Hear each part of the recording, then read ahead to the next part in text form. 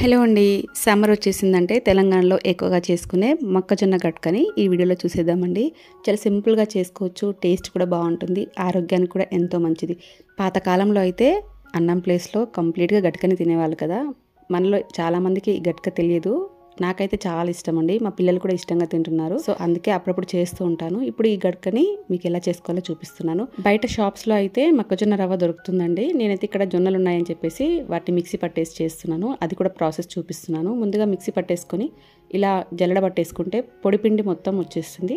ఆ తర్వాత కొంచెం పెద్ద రంధ్రాలు ఉన్న జల్లెడని తీసుకొని చేసుకున్నట్టయితే రవ్వలాగా వచ్చేస్తుంది. రెగ్యులర్గా చేసుకోవాలనుకున్న వాళ్ళు ఎక్కువ జొన్నలు తెచ్చుకొనైనా పిండి గిన్నె దగ్గర పట్టించుకోవచ్చండి. ఇక్కడ నేను కొద్దిగానే ఉన్నాయి కాబట్టి మిక్సీలో వేసేసాను. మన ఇళ్ళల్లో పెద్దవాళ్ళు ఎవరో ఒకరు చెప్తూనే ఉంటారు కదండి, మేము రైస్ అనేది ఎక్కువ తినలేదు, గట్కానే తినేవాళ్ళం అని చెప్పేసి. నిజం చెప్పాలంటే ఆ ఫుడ్ తిన్న వాళ్ళే స్ట్రాంగ్గా ఉంటారు. మనమైతే కాస్త పని చేయగానే ఎలా ఉంటామో తెలిసిందే కదండి.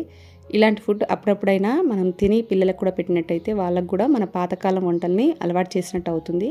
మర్చిపోకుండా ఇలా అప్పుడప్పుడు చేసుకోవడం మంచిది, ఆరోగ్యానికి కూడా ఎంతో మంచిది కాబట్టి ఖచ్చితంగా ట్రై చేయండి. జొన్న రవ్వ అయితే ప్రిపేర్ చేసుకున్నాం కదా. ఇది ఇప్పుడు ఒక కప్పుకి బౌల్లో వేసుకొని ఒకసారి వాష్ చేసుకోవాలి. పైన పొట్టులాగా ఉంటుంది, అదంతా పోతుంది. తర్వాత వాటర్ వేసుకొని ఒక అరగంట నానబెట్టుకోండి. టైం ఉంటే ఇంకొంచెం ఎక్కువసేపు అయినా నానబెట్టుకోవచ్చు.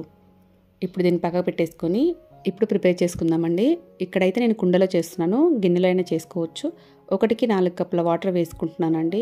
మీరు కొంచెం గట్టిగా అన్నంలా కావాలనుకుంటే 3 వేసుకోండి, సరిపోతుంది. నేను కాస్త పలచగా చేసుకోవాలనుకుంటున్నాను, అందుకే 4 వేసుకున్నాను. ఇలాంటి గట్కలు జావలు ఏవైనా కుండలో చేసుకుంటే చాలా బాగుంటుందండి, టేస్ట్ బాగుంటుంది. అదే రకంగా ఆరోగ్యానికి కూడా మంచిది. సరిపడా సాల్ట్ కూడా వేసుకొని ఎసరు బాగా మరిగిన తర్వాత మనం నానబెట్టుకున్న రవ్వలో నుంచి వాటర్ తీసేసి రవ్వని దీంట్లో వేసేసుకొని ఒకసారి మొత్తం కలిసేలాగా కలుపుకొని మూత పెట్టుకొని ఇట్లా రవ్వ వేయగానే కొంచెం హై ఫ్లేమ్లో పెట్టి ఉడికిన తర్వాత కాస్త మీడియం ఫ్లేమ్లో సెట్ చేసుకోవాలి. ఇలా రవ్వ దగ్గర పడేంత వరకు ఉడికించుకోవాలండి. మధ్య మధ్యలో మూత తీసి ఒకసారి కలుపుకొని మళ్ళీ మూత పెట్టుకొని కుక్ చేసుకుంటూ ఉండాలి. ఇలా మామూలుగా రైస్ వండుకున్నట్టు వండుకోవడమే అండి, ఎక్కువ టైం పట్టదు, ఏ విధమైన ఇంగ్రీడియంట్స్ అవసరం లేదు. కావాలనుకుంటే దీంట్లో వెజిటేబుల్స్ యాడ్ చేసుకొని కూడా మనం చేసుకోవచ్చు, బాగుంటుంది.